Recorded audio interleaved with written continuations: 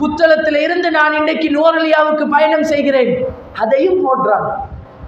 இந்த இடத்துல தங்கினோம், இந்த வீட்டில் தங்கினோம், இந்த நீர்வீழ்ச்சியில குளித்தோம்.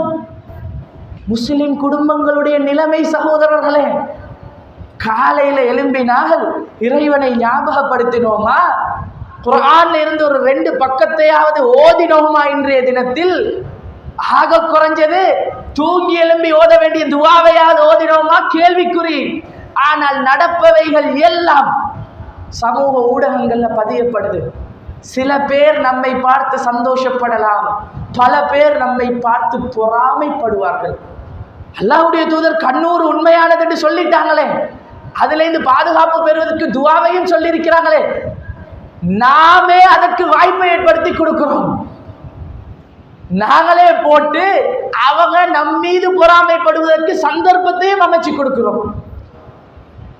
எப்படி நெருப்பு விறகை அழிக்குமோ அதே மாதிரி பொறாமை என்பது நன்மைகளை அழித்துவிடும் என்றார்களே ரசூலுல்லாஹ். அப்ப மற்றவர்களுடைய இந்த மாதிரியான ஸ்டேட்டஸை பார்க்கிற நேரம், அவர்களுடைய பதிவுகளை பார்க்கிற நேரம் எங்களுடைய உள்ளத்திலும் பொறாமை வர வாய்ப்பு இருக்குது. அல்லாஹ் பாதுகாக்க வேண்டும். நம்முடைய பதிவுகளை மற்றவர்கள் பார்க்கும்போது அவர்களுடைய உள்ளத்தில் நம்மை பற்றிய பொறாமை வருவதற்கு அதிகமான வாய்ப்புகள் இருக்கிறது.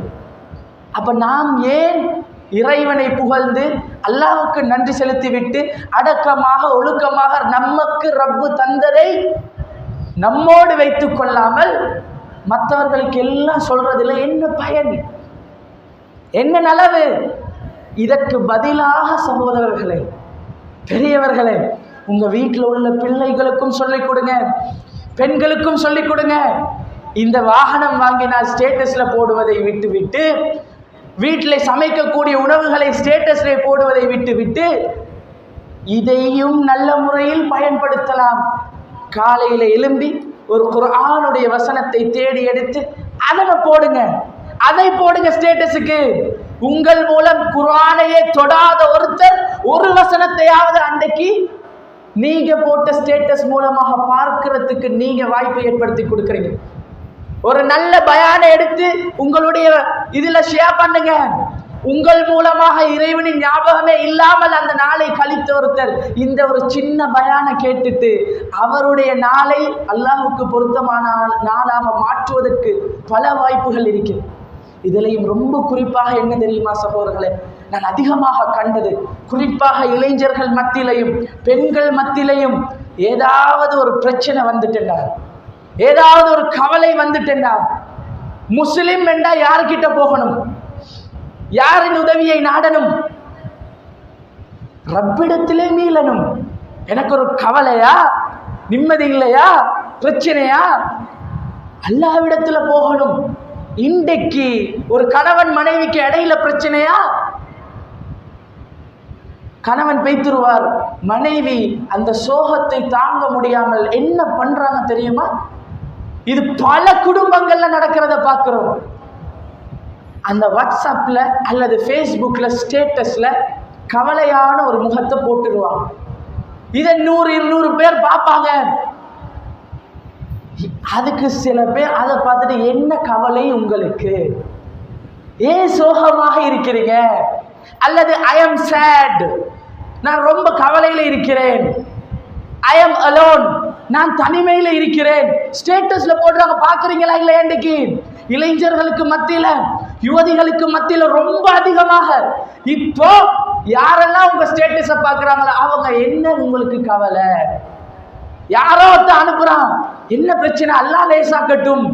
இப்போ 2 பேருக்கும் இடையில உரையாடல் தொடங்குது.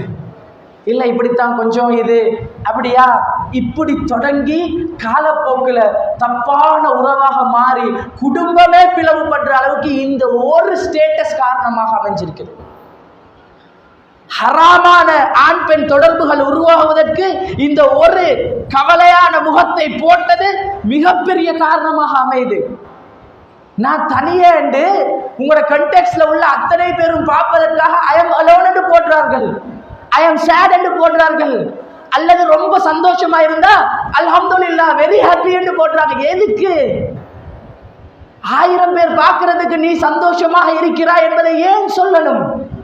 இன்னொருத்தன் கவலையாக இருந்தா நீங்க சந்தோஷமா இருக்கிறீங்க என்பதை பார்த்துட்டு அவன் என்ன நினைப்பான், அவங்க சந்தோஷமா இருக்கிறாங்க, எங்களுக்கு தான் இல்லைன்னு பொறாமைப்பட வாய்ப்பு இருக்குதா இல்லையா?